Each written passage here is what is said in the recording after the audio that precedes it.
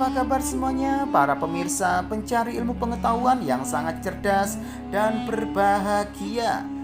Selamat datang dan selamat mencari ilmu pengetahuan di YouTube channel Kunci Sejarah.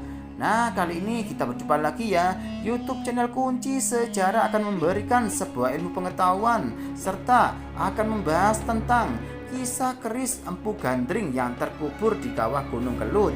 Namun sebelum saya membahasnya, alangkah baiknya buat kalian yang masih belum mendukung YouTube channel Kunci Sejarah ini, segera dukung ya. Hanya dengan cara tekan tombol like dan subscribe seperti berikut ini, agar kalian tidak tertinggal informasi mengenai ilmu pengetahuan berikutnya. Baik, langsung saja ke pokok pembahasannya ya.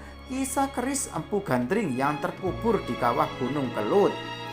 Gunung Kelut pernah meletus sekitar pukul 10.50 waktu Indonesia Barat. Abu vulkaniknya menyebar hingga sampai ke Bandung, Jawa Barat, dan Nusa Tenggara Barat atau NTB. 3 orang tewas akibat tertimpa bangunan yang roboh lantaran terkena abu vulkanik gunung yang terletak di Kediri ini di Jawa Timur tersebut.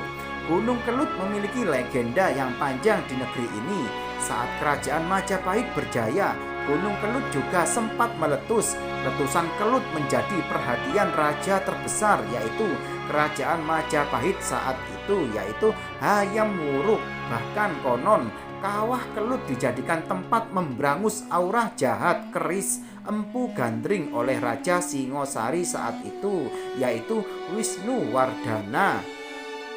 Keris Empu Gandring sendiri terbuat dari bongkahan logam yang jatuh dari langit atau meteorit. Bongkahan logam itu diduga memiliki aura yang sangat jahat dan haus darah. Terbukti nyawa sang empu alias yang membuat keris Empu Gandring tewas oleh keris ini. Selain itu, Empu Gandring juga menewaskan prajurit Kebo Ijo, Ken Arok, dan Anusapati. Setelah membunuh Anusapati dengan keris Empu Gandring, Toh Jaya naik tahta menjadi Raja Singosari.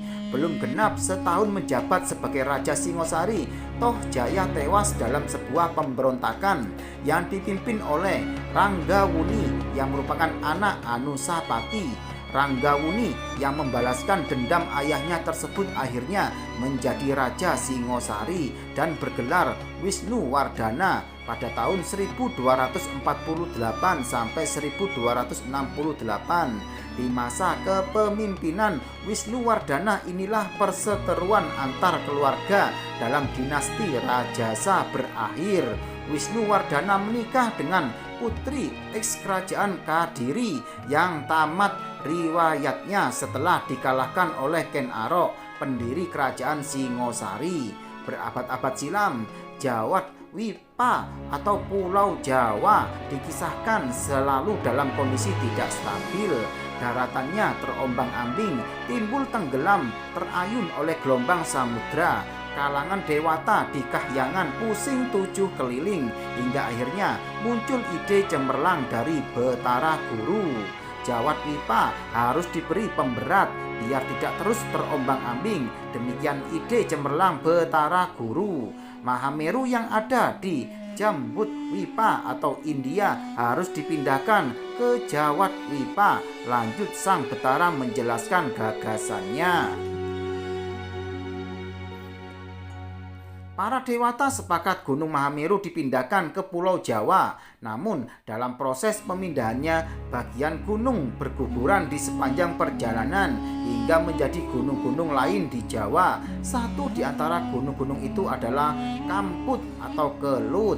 Sementara yang lainnya adalah Gunung Katong atau Lawu, Wilis, Kawi, Arjunai atau Arjuno, dan Gunung Kemukus atau Welirang. Tubuh Mahameru diletakkan agak miring, menyandar pada Gunung Brahma yaitu Bromo, hingga akhirnya menjadi Gunung Semeru atau Sameru. Sedang puncak Mahameru didirikan hingga menjadi Pawitra atau Gunung Penanggungan. Soal keberadaan Gunung Kelut Konon kawah gunung ini sebenarnya merupakan kuburan dari keris Empu Gandring.